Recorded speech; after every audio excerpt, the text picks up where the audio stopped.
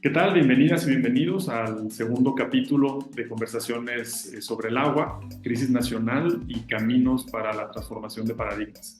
En este programa nos interesa conocer más sobre la crisis del agua y las condiciones que la han producido en nuestro país y también reconociendo que una crisis es cuando un modelo que no ha funcionado no deja de morir y por otro lado las nuevas propuestas no logran nacer, nos encontramos en ese atore como país y entonces también queremos a través de conversaciones con especialistas y con personas que tienen mucha experiencia en el tema del agua, queremos conocer cuáles son los paradigmas que pueden nutrir un nuevo modelo y cuáles son los caminos que podemos construir en dirección a esos paradigmas. Hoy vamos a hablar sobre un tema muy importante tiene que ver con la corrupción estructural, la infraestructura de agua y saneamiento en nuestro país. Y tenemos pues el placer de que participe en nuestro programa Maylí Sepúlveda. Maylí ha sido consultora de múltiples organizaciones nacionales e internacionales como Controla tu Gobierno, la Red de Integridad por el Agua, el colectivo META o Cometa, el Sistema Unificado por el Agua, el SICAM, y Gobernanza Cívica. También Maylí en 2017 ganó el Certamen Nacional de Ensayo sobre la Fiscalización Superior y Rendición de Cuentas y tiene algo que aportar de manera muy importante, que es más de 14 años de experiencia trabajando en instituciones públicas. Entonces nos puede contar pues, su experiencia propia dentro de las instituciones públicas, lo que pudo ver ahí y también lo que ha visto desde sociedad civil. Maylí, bienvenida a nuestro programa. Nos da mucho gusto que estés con nosotros y quisiera pues arrancar preguntándote a nivel personal y profesional cómo llegaste a trabajar en temas de agua y qué es lo que te ha mantenido trabajando en este tipo de temas. Muchas gracias, Fermín, y gracias a Cántaro Azul por esta invitación. Para mí es un honor estar aquí con ustedes en este segundo programa. Y bueno, en realidad cuando nosotros yo estuve en el IFAI, el antiguo Instituto Federal de Acceso a la Información Pública, hace muchos años, cuando surgió el IFAI. A mí me tocó estar en el área de vinculación con la sociedad civil. Y en ese marco hicimos un proyecto muy grande que se llamó Proyecto IFAI Comunidades, que era para llevar el acceso a la información a las comunidades pues que no tenían participación en la toma de decisiones. En ese momento les llamábamos comunidades marginadas, pero nos referíamos a que estaban marginadas de la toma de decisiones justo porque no tenían la información necesaria, ¿no? Entonces, en ese proyecto que fue muy exitoso y que estuvo financiado por una agencia internacional, nos dimos cuenta que muchas organizaciones en los estados trabajan principalmente en la defensa del agua y en la conservación del agua, porque la información que se pedía pues podía ser muy variada, ¿no? En México no existía una instancia que se encargara de que la gente pudiera solicitar información y nos confundían con el Archivo General de la Nación en ese entonces, ¿no? Te estoy hablando de hace muchos años. Pero nosotros empezamos a investigar qué información era la que podía necesitar la gente de la vida cotidiana, la gente como tú, como yo, como las personas que nos escuchan, porque no es que uno se levante una mañana y diga, ¿qué información le pediría al gobierno hoy? ¿No? Sino que surge de tus necesidades cotidianas y concretas. Y una necesidad cotidiana en este país desde hace muchos años es el agua. El agua como una condición para que la vida se reproduzca en todos los sentidos. Entonces llegué al tema del agua desde el acceso a la información pública y la verdad es que no he querido retirarme de ahí porque es un tema complejo y es un tema actual.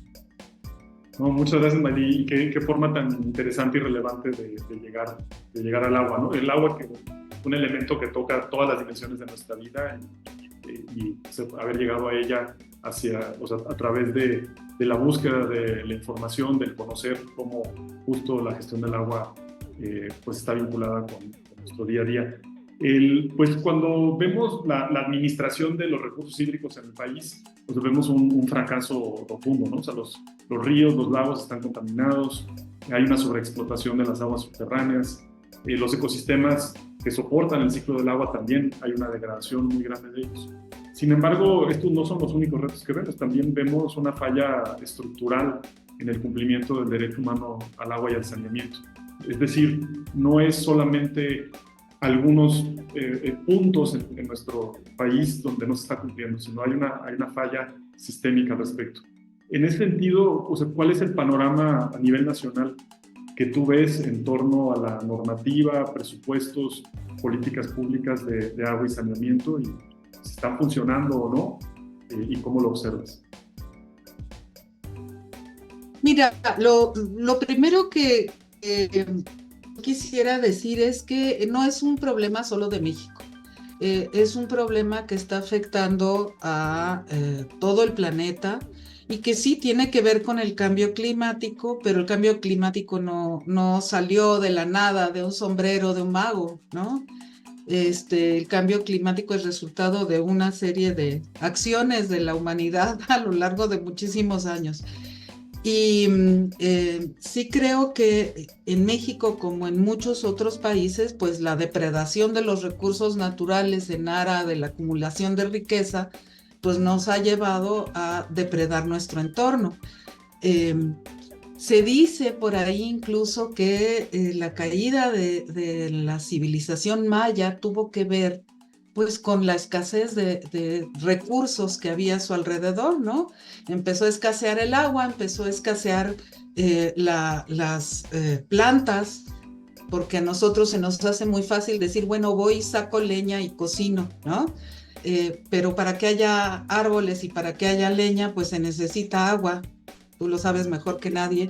Y bueno, hay historiadores que han dicho que la caída de la civilización maya fue por la mala gestión del medio ambiente, el deterioro de las fuentes de agua y pues del entorno que permitía reproducir la vida. Entonces, en México, durante el siglo pasado y durante el siglo antepasado, durante el siglo antepasado, es decir, me refiero al siglo XIX, el agua no era un tema porque había tal abundancia de recursos que no era tema. En el siglo XX empezó a generarse el problema porque pues había que llevar agua a más lados y las concentraciones humanas pues requerían de una mayor infraestructura y se crean diversas instituciones públicas para atender la provisión de agua, no tanto de saneamiento como de agua potable. Y a fines del siglo pasado y en el 2000 se crea la Conagua, pero resulta que la historia de nuestras instituciones, va mucho más atrás de cómo se está dando la dinámica social y la vida cotidiana. A lo mejor no nos damos cuenta, las personas muy jóvenes no se dan cuenta, pero este boom de las telecomunicaciones y del acceso a información casi en vivo, ¿no? Y en directo, pues hace que muchas de las políticas públicas, entre ellas las del agua, se vuelvan obsoletas muy rápido, ¿sí? ¿A qué me refiero? A que donde antes vivían 50 personas, pues ahora viven 2 millones, ¿no? Y donde antes una institución tenía que proveer para 50, ahora tiene que proveer para 2 millones. Y todas las leyes, las instituciones, las acciones gubernamentales son como objetos muy pesados que para moverse pues no responden de manera dinámica a las necesidades reales de la población. Entonces, por un lado, sí hay una falta de correspondencia entre una realidad dinámica y acelerada como la que tenemos hoy y las instituciones y las políticas públicas. En el tema del agua específicamente, es muy claro que hay una falta de correspondencia, ¿no? Que es muy lenta la adecuación de las instituciones a las necesidades sociales en el mundo de hoy. Pero también otro problema muy serio, y es el que nos convoca hoy aquí, es el que tiene que ver con la corrupción y la depredación de los recursos naturales. El agua, alguna vez alguien me dijo, es que igual que el petróleo, y le digo, no, no es igual que el petróleo. El agua tú puedes vivir sin petróleo, pero no puedes vivir sin agua. Y Claro, no solo los seres humanos, sino todo lo que está vivo depende del agua para existir. Cuando se depreda, por ejemplo, lo que ocurrió con Grupo México y el derrame de ácidos en el río Sonora, pues no solo se afecta a los seres humanos, se afecta a todo el entorno de esa naturaleza por muchísimos años, ¿no? Y eso que antes ocurría a una escala muy pequeña y muy rural, ahora cada vez está más cerca y cada vez se sabe más, ¿no? Y eso que ocurre, esa depredación ocurre por un tema de corrupción. Y siempre que uno piensa en corrupción, pues piensa en dinero, ¿no? ¿A poco no? O sí, sea, sí. piensas ¿Quién se que alguien se beneficia? lleva O sea, ¿qué te dinero. vas a comprar con el dinero que lograste ganar en esa interacción? Ajá. Pero fíjate que, curiosamente, tanto la Convención Interamericana como la Convención Universal contra la Corrupción, estos instrumentos internacionales, no tienen una definición de corrupción. Quien la ha hecho es Transparencia Internacional, y lo que dice Transparencia Internacional es que la corrupción es el abuso de poder de la gente que nos representa, o sea, de los gobernantes, de la gente que tiene poder, para beneficio particular, ¿no? Pues sí, esa definición es como la apropiación privada de los bienes públicos.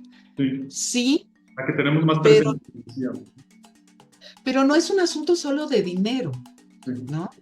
O sea, los bienes públicos son las instalaciones también, no es nada más un asunto de dinero. Y es cómo diseñas esa infraestructura y esas instalaciones, cómo la planeas, cómo la programas. Eh, eh, por ejemplo, si nosotros pensamos más bien en que corrupción es la captura de los bienes comunes para beneficio de un grupo, pues a lo mejor estás pensando en un concepto más amplio. La captura de los bienes comunes para beneficio de un grupo. ¿A qué me refiero? A que hay una apropiación legítima por fuera de las reglas socialmente acordadas de lo que es público, ¿no? De los bienes comunes que son creados y sostenidos por todos para el futuro. Y me refiero no solo al agua, es la tierra, es el aire, es todos estos bienes que nos permiten habitar el mundo y no morirnos de hambre, de sed o de asfixia, ¿no? Y sí, esos bienes comunes se administran bajo un acuerdo social, ¿no? Y ese acuerdo social generalmente está en las leyes. Pero cuando esos bienes comunes se los apropia un grupo para beneficio de ellos, pues no les importa ni el futuro, ni los otros seres vivos que habitan ahí, nada, porque es esta idea inmediata de obtener lucro, ¿no? sí. El lucro inmediato. Sí, aquí Y otra vez, bueno, ajá, no, aquí lo sí, tenemos muy presente, ¿no? En San Cristóbal de las Casas tenemos, o sea, en realidad es en una región donde hay, pareciera como que hay abundancia de recursos hídricos y hay un contraste muy grande. Podemos tener, por ejemplo, una refresquera que, que está situada en la mejor fuente de agua que hay en la cuenca de Jovel, y tenemos un muy mal servicio de agua a las personas y con muchos barrios sin agua o agua de pésima calidad. Y muchas veces se ha buscado si el agua que está utilizando la refresquera o sea, le está quitando el agua a las demás personas.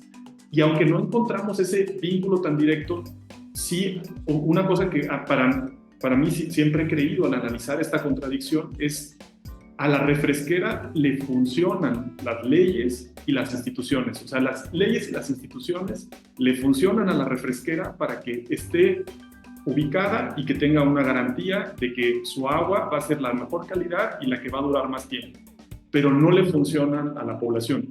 Y ahí es donde creo que te refieres en que la corrupción no es nada más si alguien le dio una mordida a la Conagua para poder tener esa concesión. Es que la institución le responde bien a los intereses particulares, a los intereses políticos, pero no le responde a la población. Y ahí estamos hablando pues de una corrupción todavía mucho más amplia que la transaccional económica.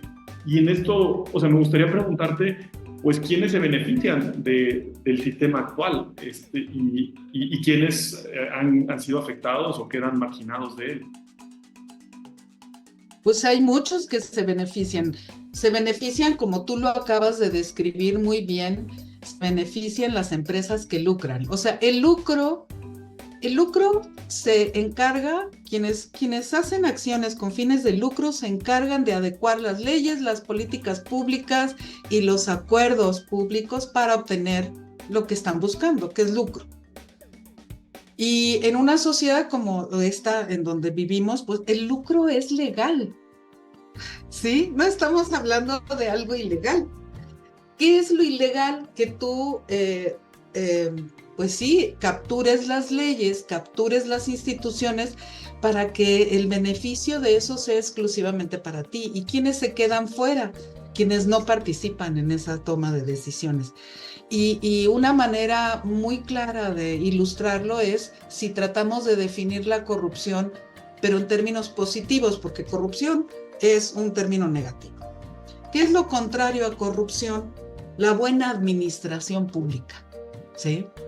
¿Para qué queremos al Estado? Pues para que arbitre, para que garantice la equidad, para que garantice los derechos humanos y entonces arbitre y a cada quien le dé según su necesidad y de cada quien según su capacidad, como decía un viejo adagio, ¿no? Ese es el papel del Estado. El Estado tendría que mediar entre los intereses de todos, que en nuestras sociedades el lucro es legítimo. ¿Qué es lo ilegítimo? Que ese lucro implique que otras personas no puedan acceder a sus derechos humanos. ¿Y quiénes son los que no pueden acceder? Pues los que no tienen dinero, los que no lucran, los que no tienen con qué pagar. Y en este país algo muy claro es que la gente más pobre es la que paga más cara el agua.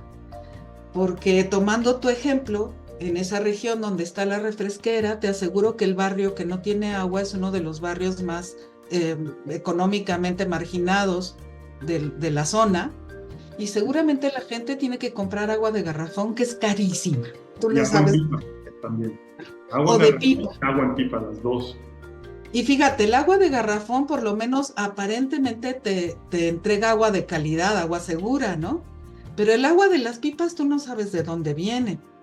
A lo mejor allá en Chiapas hay fuentes o pozos, pero aquí en la ciudad, por ejemplo, en Xochimilco, hay una zona en Xochimilco donde suben el agua en burro.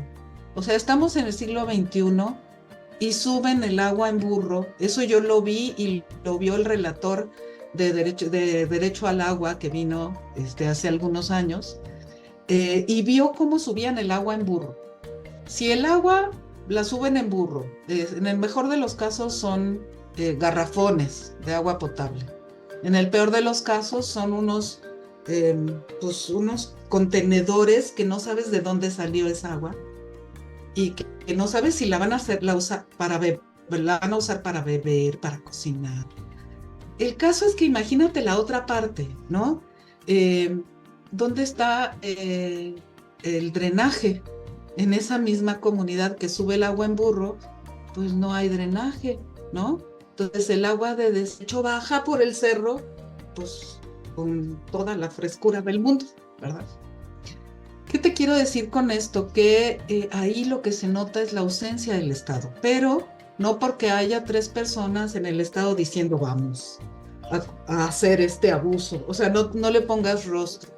Cuando te digo el Estado, te estoy diciendo el conjunto de leyes, políticas, presupuestos. Son muchas decisiones, es una cadena de decisiones, desde los que legislan hasta los que presupuestan, hasta los que implementan, que son los servidores públicos de calle, ¿no? Todos esos toman decisiones que no garantizan la equidad, que no garantizan el acceso al derecho al agua y al saneamiento, y lo hacen con una mirada de inmediatez a veces por razones políticas y a veces porque no tienen idea de lo que están haciendo, ¿sí? Entonces, lo que te quiero decir es que esas instituciones y esas leyes y esos servidores públicos no corresponden a las necesidades reales para tener una gestión sustentable, ya no Sí, integrada, sustentable del agua. y equitativa también, ¿no? O sea, digo, uno de los problemas más grandes de nuestro país es la desigualdad, la falla que ha habido en el sistema para profundizar más esa desigualdad. Me mencionabas que, o sea, por un lado, pues lo que ha sucedido es que en la falta de regulación, en la falta del arbitraje, hay una externalización de costos muy grande, ¿no? Por parte de esta, pues, de cómo operamos en la sociedad, pero en particular de las empresas. Y sí, la verdad, yo veo muchas de estas empresas que mencionamos en torno al agua, lo que veo es que se han convertido en especialistas en externalizar los costos. O sea, no están los costos integrados dentro de su balance para poder sacar una utilidad, y han podido tener utilidades muy grandes porque sobreexplotan el agua, porque la contaminan en vez de depositarla ya tratada, porque se abastecen del agua de mejor calidad, y entonces al utilizar esa, son otros los que tienen que pagar por tratar las otras aguas. Y esto de cierta forma viene producido porque siempre hay mayor dinamismo en la iniciativa privada, y en particular entre más grandes sean, en poder ajustarse al sistema. Y la regulación siempre viene retrasada y toma mucho más tiempo en tomar efecto. El sistema en el que estamos ahorita pues tiene una construcción importante hace unos 30 años y ha mostrado ya que está agotado. Hablábamos también como de la captura, y la captura a nosotros nos tocó verla de manera muy clara en el proceso de transición de gobierno en el 2018, de quienes empezaron a acercar a la que había sido en ese entonces designada como secretaria de Medio Ambiente, y quienes estaban buscando posicionar su agenda en la agenda de un gobierno que iba a entrar. Y después nos tocó también vivirlo y padecerlo de manera muy clara cuando fuimos asesoras y asesores de la Comisión de Recursos Hidráulicos, Agua Potable y Saneamiento, en la que se había logrado un planteamiento de que existieran foros horizontales a lo largo y ancho del país para documentar las problemáticas del agua y las propuestas, y que emergiera una iniciativa de Ley General de Aguas a partir de esos foros. Y cuando ya estaba el proceso, cuando entregamos el proceso de sistematización de los foros, vimos como estos grupos de interés que son sofisticados, ¿no? O sea, se adaptan porque no llega el director de la empresa haciendo visible quién es, sino que crean instituciones con nombres rimbombantes de sustentabilidad que tratan de utilizar pseudociencia o la ciencia que les conviene para posicionar elementos que les permiten mantener este tipo de privilegios. Y han sido los principales obstructores pues de que exista un cambio del sistema, ¿no? O sea, que generemos una ley general de aguas y después que vayamos cambiando también la normativa, los programas, las políticas públicas y los recursos. Esta captura de las instituciones es fundamental en la corrupción estructural de la que estamos hablando, y tú participaste cuando estabas en Controla tu gobierno en un estudio transdisciplinario que combinaba tanto el análisis de documentos en gabinete como el trabajo en campo de las inversiones que hacía la Comisión Nacional del Agua. Y me habías compartido cómo habían encontrado, pues, pero de manera más así específica, cómo era casi imposible. O sea, tú veías de lejos lo que había sucedido y veías una planta de tratamiento que no funcionaba, que estaba en un lugar completamente inadecuado, se habían ejercido recursos públicos, pero en el día a día no podías ver quién había sido responsable. ¿Nos puedes comentar un poco más de lo que aprendieron en este estudio tan importante que realizaron y cuáles son las conclusiones pues, a las que llegan también? Mira, ese estudio lo hicimos en 2018, si no me equivoco. ¿Y cómo llegamos ahí? Fíjate que al principio la organización Controla tu Gobierno pues estaba buscando que el derecho de acceso a la información pues llegara a toda la gente, ¿no? Y que toda la gente pudiera saber cómo está el tema del agua, que la gente tuviera datos, que la gente, para que puedan tomar decisiones a nivel de calle, a nivel de zonas rurales, pues requieren datos, ¿no? Requieren información. Pero resulta que la información no basta, porque tú puedes tener acceso a información. Por ejemplo, la Conagua publica las reglas de operación, las ha publicado en el diario oficial durante muchos años. Tú puedes acceder a las reglas de operación y saber cuánto dinero hay disponible para la construcción de grandes programas de infraestructura.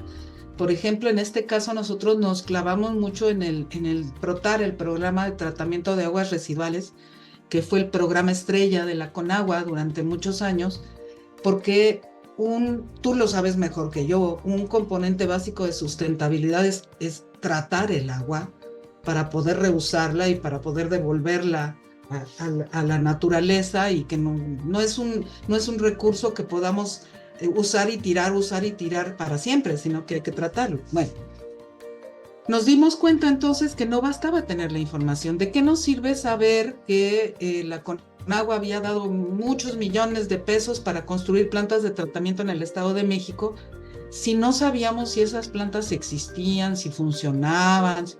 Entonces, buscando dónde podríamos saber si esas plantas se habían construido, más allá de ir físicamente y buscarlas, ¿no? Que eso hicimos, también fuimos a pie y en coche y llegamos a ver si existían o no donde decían que tenían que estar. Nos encontramos muchas sorpresas, por cierto.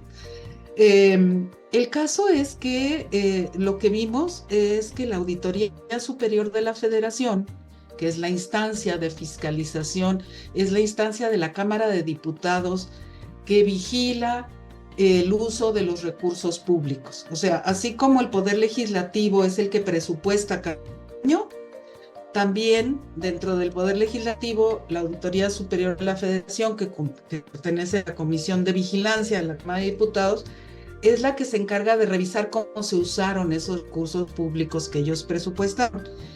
Y teóricamente, esa revisión que hace la auditoría debería servir de base para hacer la programación presupuestal del siguiente año. Entonces vimos que la Auditoría Superior de la Federación tenía en línea todos los informes de las auditorías que le había hecho a la Conagua, y revisamos 222 informes de auditoría y encontramos cosas muy, muy especiales. Por ejemplo, ¿qué te voy a decir? Que la inversión total de 4 de los 6 programas de tratamiento de aguas residuales o de agua y saneamiento que revisamos era de 97,000 millones de pesos. O sea, en ese momento era el equivalente a 4 veces el presupuesto de CONACYT.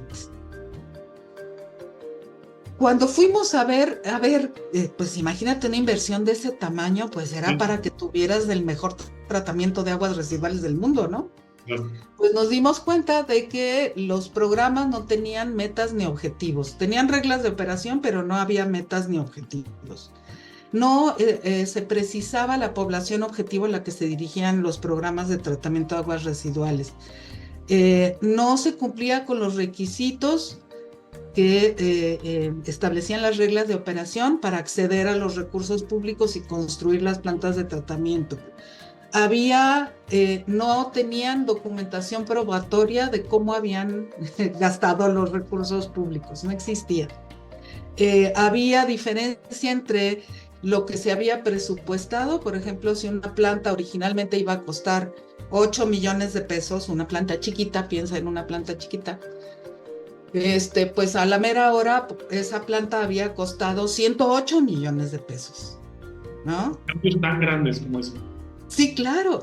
Un ejemplo de ello es un trabajo que hicimos con Fundar, que es la planta de tratamiento de aguas residuales de Huitzilcingo, en el Estado de México también, que la vimos desde chiquita, como dicen las mamás, ¿no? La vimos desde antes de que existiera, y que después de una serie de errores de administración pública, o sea, de actos de corrupción, de una mala administración pública, esa planta que debió costar 8 millones de pesos acabó costando 108 millones de pesos, y hoy por hoy esa planta está parada porque la construyeron sobre un manto freático un lugar distinto donde fue planeada, del otro lado del río Amecameca, de tal modo que esa agua que era para darle agua tratada para riego a los ejidatarios de la zona, está del otro lado del río, donde solo es zona habitacional.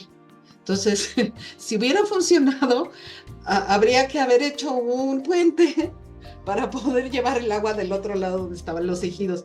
O sea, todo mal. Lo que te quiero decir con esto es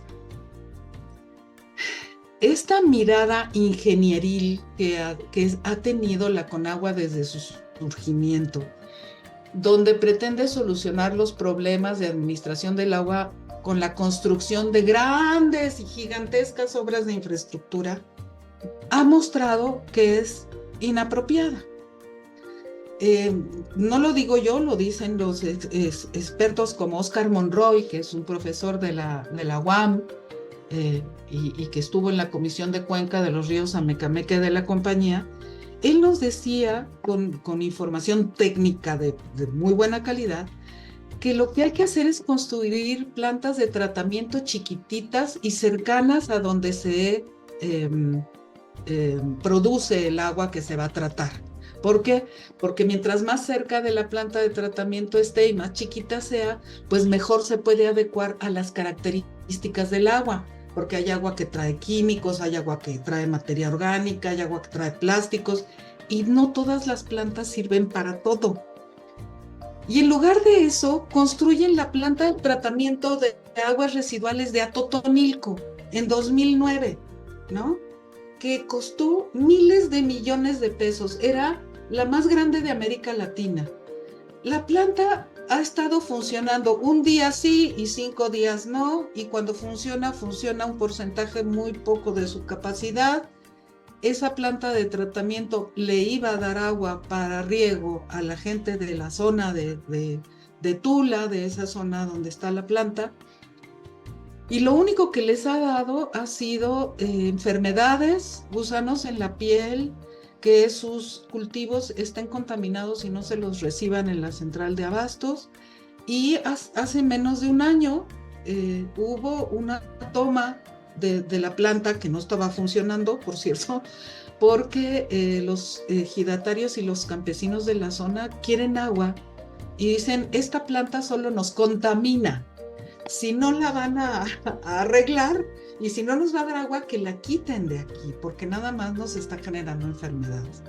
Entonces, así de paradójico es el asunto.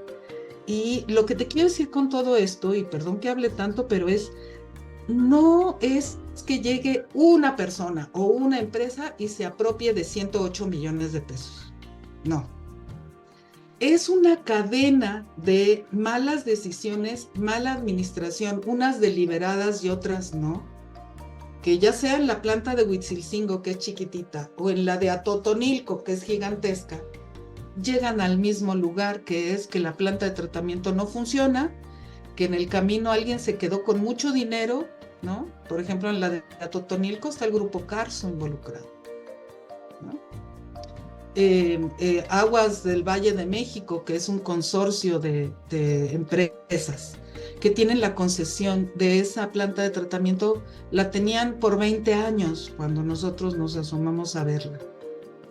Y que le cuesta dinero porque no paga al municipio los impuestos que tiene que pagar, los derechos que tiene que pagar. Entonces también vas a encontrar en una búsqueda rápida de Google que el edil de ahí, de uno de los municipios aledaños a la planta, la fue y la clausuró porque no le habían pagado millones de pesos que tenía que pagarle al municipio. Entonces, la corrupción es un acto único que sucede una vez, funciona en redes y funciona en varios tramos de la cadena de toma de decisiones que se van sumando a lo largo del tiempo.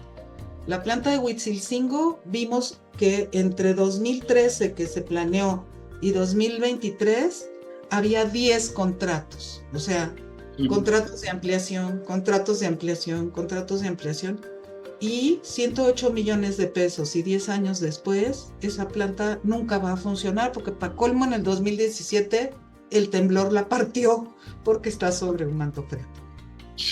Entonces, es decir, o sea, por un lado, o sea, en la historia de la gestión del agua en México hay puede haber sido por la construcción de las presas en un momento que tuvo mucho sentido para la construcción del discurso nacional. Se quedó con una perspectiva de que las grandes obras es lo que nos van a resolver las cosas. El país se cambia, se transforma, y ya no se trata de resolver algo difícil, que con la ingeniería tú puedes afrontar retos muy difíciles. O sea, construir un puente, conectar un lado a otro, es un reto muy difícil, y con ingeniería... Los holandeses son maestros en eso. Pero los retos del país se hicieron más complejos. Y la ingeniería no es lo que no debería ser la única dimensión para resolver los retos complejos que tenemos. Y por otro lado, también nos comentas que la corrupción se facilita por la dispersión de responsabilidades y de funciones. En vez de tener como con más claridad, o sea, cosas como cuál es el objetivo de esta inversión, y poder centrarte en eso y tener una serie de contratos mucho más sencillos, a menos personas, con menos instituciones involucradas, la dispersión que hay, que es algo que viven desde un gestor comunitario que tiene que hacer pues una peregrinación ante múltiples instituciones, que le dicen, no es aquí, es allá, o por ejemplo cualquier proyecto que tiene que interactuar con la Semarnat, pero también con el ayuntamiento, pero también con la Conagua. O sea, como esta dispersión de funciones crean condiciones para que emerja la corrupción. Otra de las cosas que hemos visto que no funciona en este sistema es que cuando todo se concentra en la inversión, nos tocó hacer, por ejemplo, el primer estudio que analizaba la calidad de los servicios, incluyendo la calidad del agua, de lo que era el PROSAPIS, el Programa de Agua y Saneamiento para... Hicimos ese estudio en 300 comunidades, financiado por la colaboración que tenía el Banco Interamericano de Desarrollo y la CONAGUA. Hicimos el estudio y encontramos, primero, que el 20% de las obras estaban abandonadas. Es algo que dijimos, bueno, no está bien, pero cuando lo comparábamos con las aguas, con las plantas de tratamiento, que es como al revés, es como el 80-90% están abandonadas, decíamos que más o menos siguen funcionando. Pero veíamos la calidad de agua. Primero, casi todas distribuían agua de manera intermitente, cuando muchas veces había fuentes de agua para distribuir agua de manera continua. El 40% del agua estaba contaminada con E. coli, heces fecales, y se podían transmitir muchas otras enfermedades alrededor de eso. Y casi el 40% tenía o arsénico o flúor. Entonces vemos pues un programa en el que se hace la inversión, en la inversión se beneficia las autoridades que portan el listón, se beneficia la constructora que puso en marcha esa inversión y que recibió el pago, pero se le transfiere la responsabilidad a la comunidad de algo que tiene que funcionar todos los días para cumplir con el objetivo de esa inversión pública, que es el mejorar el bienestar y la salud de las personas. Y entonces ahí vemos también una simetría temporal muy grande en la que cuando la inversión pública se enfoca en la obra, hay un margen de acción, dependiendo la obra que sea, pero muchas veces de 6 meses a 1 año, en el que ahí tienes mecanismos de control, principalmente ingenieriles o presupuestales, y ahí es donde pones la atención, pero después va a haber pero las cosas tienen que funcionar todos los días por 20, 30, 40 años para cumplir su objetivo. Y se invierte una cantidad ínfima, en este caso el PROSAPIS era menos del 2%, se invertía en fortalecer las capacidades locales, en fortalecer a las instituciones estatales y municipales, y también menos aún en el poder hacer proyectos que realmente integraran no nada más la perspectiva ingenieril, sino también cuáles eran las necesidades de la comunidad, sociales, económicas, cuáles son las fuentes de agua, cuál es el conocimiento local, y esto pues nos lleva, o sea, quiero plantear esto por un lado en lo que mencionabas de que ante un sistema complejo tiene más sentido, en vez de controlar a través de la ingeniería, tiene más sentido tener acciones a una menor escala, donde hay mejores mecanismos de retroalimentación y de incidencia, y donde se pueden adecuar las cosas al contexto. Y por otro lado, el cómo le hacemos, y qué has visto tú también esto, para romper esa asimetría temporal que hay cuando solamente te enfocas en la obra. O sea, deberíamos estar construyendo más bien como un paradigma de servicios para avanzar el derecho humano al agua y al saneamiento, o está bien continuar con un paradigma centrado en infraestructura. No, yo creo que específicamente en el agua,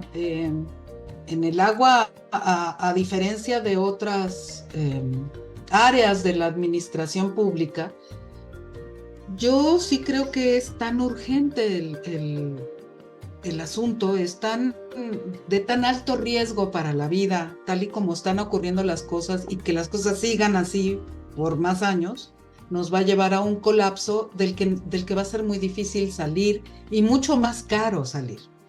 Entonces, creo que el cambio de paradigma es volver a lo pequeño. Yo sé que lo que estoy diciendo puede ser un poco que habrá quien me diga, a ver, ¿cuál es la política pública que implica volver a lo pequeño?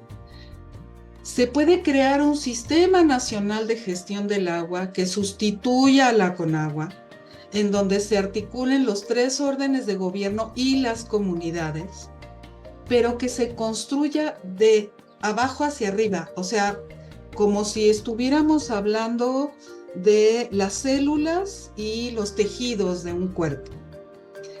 Si tú regresas a lo pequeño y logras involucrar a la población en la gestión del agua, ahora, esto también es muy utópico porque la gente está muy ocupada ganándose su dinero todos los días para poder comer, y no toda la gente tiene tiempo para participar en estas instancias de participación ciudadana que se crean.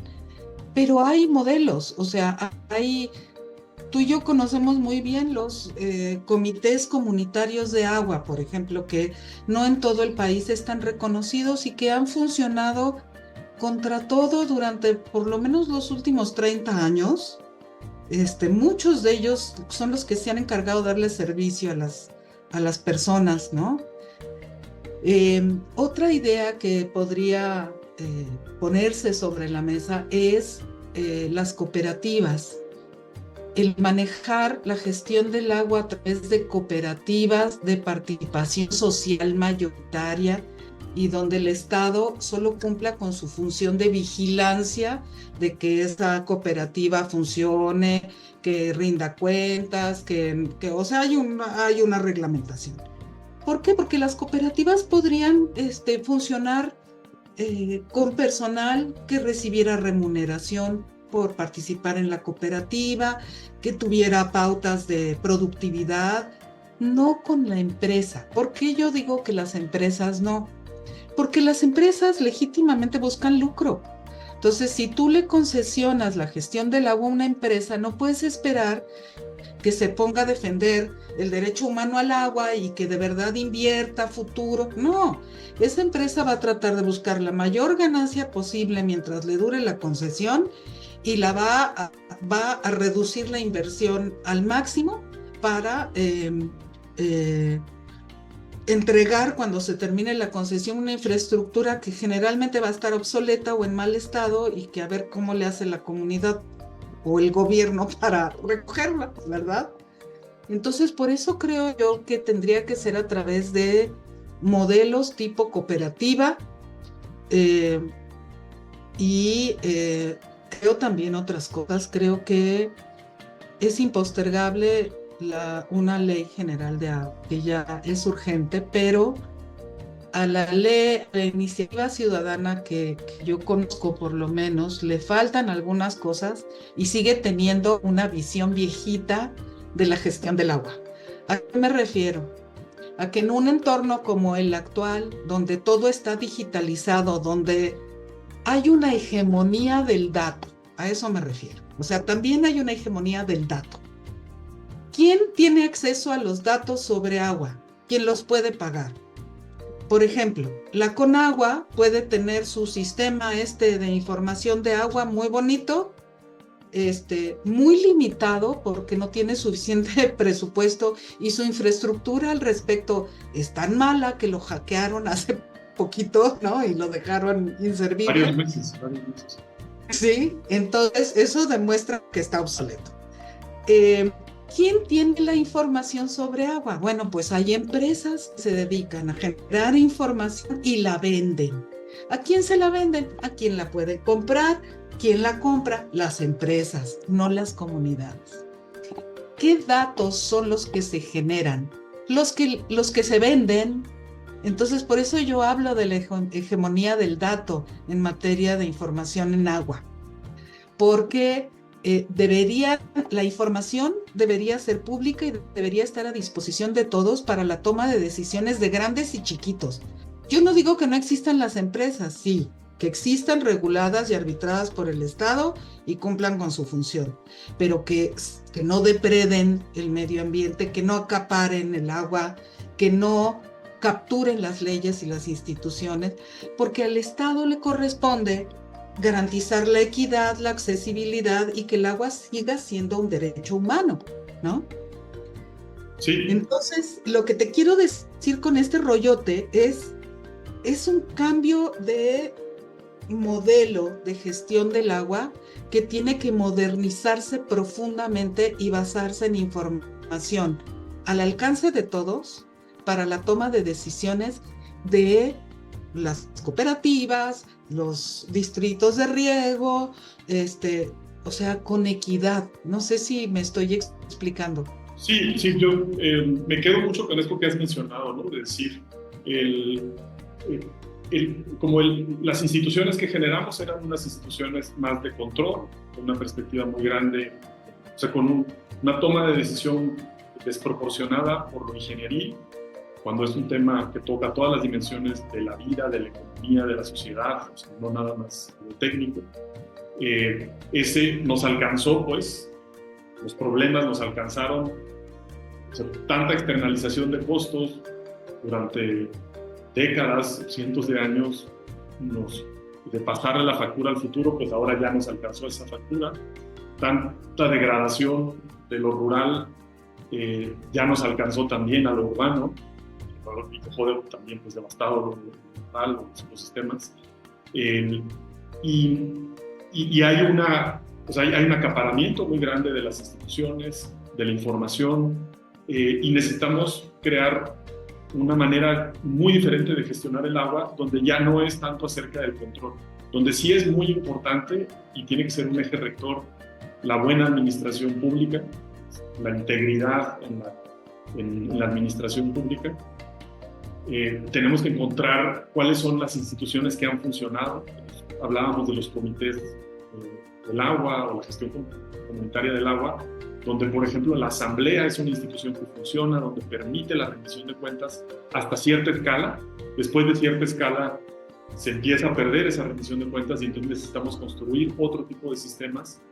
La transparencia, la generación de información y la transparencia parecen ser fundamentales en esa siguiente, o sea, la inversión en generar información y en transparentarla parece ser que es fundamental para esas siguientes escalas, o sea, como la escala ya no de una comunidad rural pequeña, pero escala de un pueblo, de una ciudad, se necesita otra dinámica para poder tener esa retroalimentación directa y que las consecuencias sean integradas en la operación, porque si no son integradas en la operación, pues seguimos profundizando más la gestión inadecuada.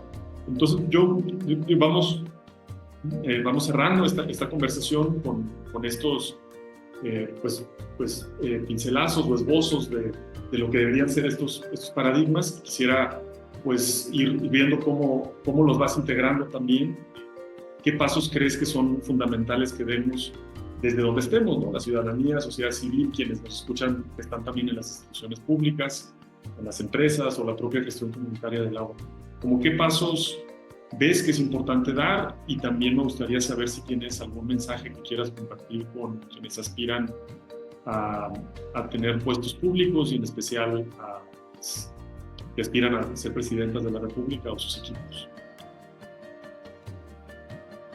Pues lo primero que les diría es pasar del discurso discurso de la corrupción que como en su momento la palabra solidaridad, el discurso de la corrupción también se ha ido vaciando de contenido, ¿no? La gente no hace mucho caso a la palabra corrupción, como que no quieren saber de eso. Pero transformar ese discurso en el discurso de la buena administración pública, el derecho a la buena administración. En este país tenemos derecho a que las personas que se hacen cargo de la administración pública lo hagan cumpliendo con su función, que es arbitrar y garantizar que el acceso a derechos sea una realidad exigible. Esa es la función del servicio público. Para que eso ocurra, tú bien mencionaste el tema de integridad. Integridad no es llenar de códigos de ética las oficinas de gobierno, porque los códigos de ética no sirven más que para aventárselo a la gente en la cabeza. O sea, no veo cómo solucione el problema. Creo que sí tiene que haber una política de Estado, una postura muy firme de quien llegue a la nueva administración de preservar el agua para las actuales y futuras generaciones. Y eso implica un cambio profundo en la gestión. Ese cambio profundo en la gestión se tiene que reflejar en una nueva ley general de aguas, pero que garantice el acceso a la información para romper con la hegemonía del dato del que te hablo. Instituciones adecuadas al México de hoy, que es complejo, diverso, pero que ya entró a la era digital. Entonces, yo sé que no todo mundo tiene acceso a Internet, que no todo mundo tiene acceso a datos en formato digital, pero ese es un primer paso, ¿no?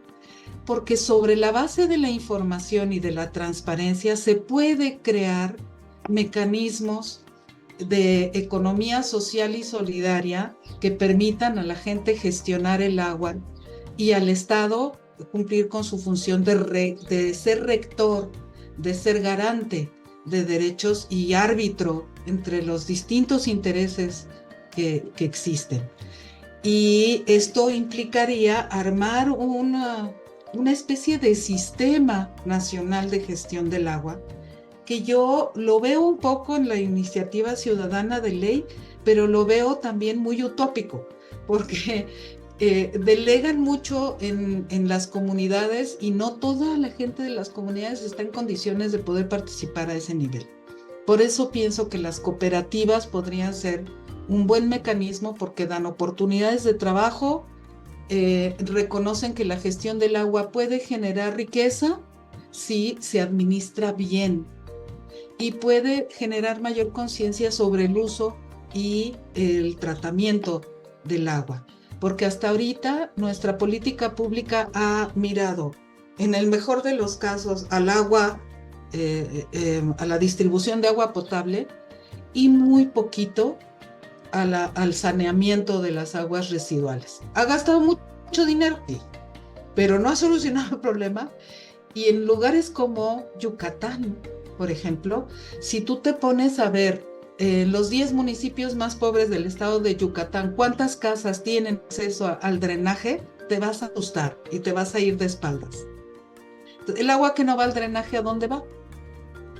Esa es la pregunta. Y por último, cerraría esto diciendo, este cambio de visión, de paradigma, implica, por ejemplo, cosas tan elementales como separar el drenaje, el agua del drenaje del agua de lluvia. En México, las leyes no obligan a separar en tuberías distintas el agua de lluvia del agua de drenaje. Se junta toda. Entonces, agua que podría reusarse se junta, ¿no? Entonces, de por sí es escasa y la terminamos de regar ensuciándola. Entonces, resumen, sí creo que hay que cambiar el enfoque por un enfoque de derecho al agua y al saneamiento que preserve la vida, no solo de los humanos, sino de todo el entorno. Acuérdense lo que les dije de la caída del imperio maya, de la civilización maya. nos vamos a morir, hombres, animales y plantas, ¿no? Y modernizar la política pública para alcanzar, para actualizar nuestras leyes, nuestras instituciones.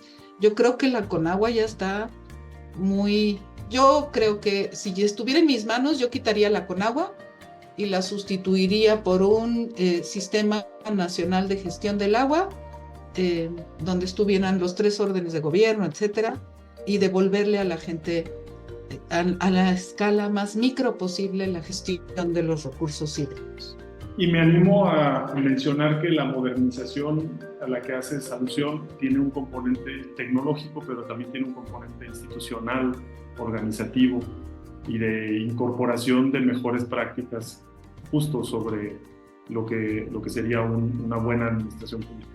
Maylí, ha sido, pues la verdad, muy enriquecedor el escucharte, el que puedas, pues en un periodo tan corto de tiempo, traer pues, todos esos aprendizajes que has generado en tu trayectoria tan importante y de aportación a nuestra sociedad. Y también pues ha sido una conversación muy rica para mí y espero también para quienes nos ven y nos escuchan. Muchísimas gracias, Maylí, por venir a este programa, y a la audiencia les invitamos a que semana con semana puedan sintonizarnos y poder escuchar estos temas tan importantes en esta búsqueda de una transformación real para lograr generar pues una gestión hídrica con equidad, sostenibilidad y también el cumplimiento del derecho humano al agua y al saneamiento. Muchísimas gracias y hasta la próxima. Gracias.